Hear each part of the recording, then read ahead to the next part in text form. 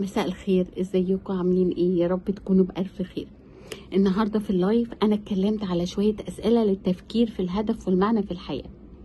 ايه هي كوتش ايمان؟ اول سؤال: ما هو الشيء الذي يجعلني اشعر بان حياتي ذات معنى؟ ايه هو الشيء اللي بيخلي حياتي ذات معنى؟ ده السؤال ده بيحدد او بيمنح حياتك قيمة وهدف. يعني نربط حياتنا يا جماعة بهدف حتى لو الهدف ده صغير. نربط حياتنا بهدف حتى لو الهدف ده صغير. السؤال التاني: ما هي رسالتي الشخصية التي اتمنى ان احققها في حياتي؟ ايه هي الرسالة اللي انا اتمنى احققها في حياتي؟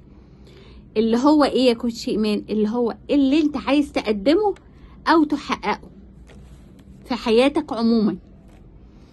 ايه كمان السؤال الثالث يا كوتش ايمان؟ كيف اريد ان يكون اثري؟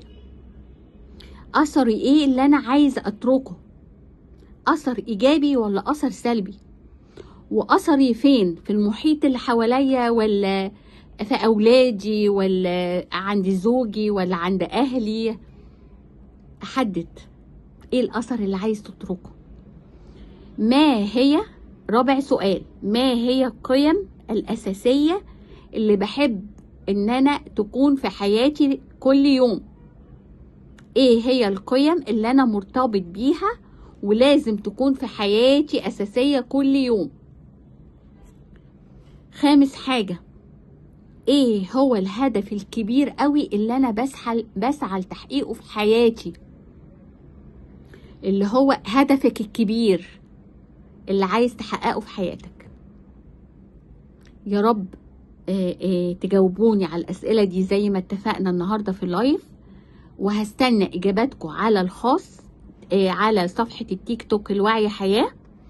تكتبولي السؤال بالإجابة واكتبوا كوتش إيمان وأنا إن شاء الله هتابعها، وإن شاء الله إجابات تكون زيكم حلوة إيجابية مليانة استفادات وتفاعلات بإذن الله بإذن الله. شكرا لكم.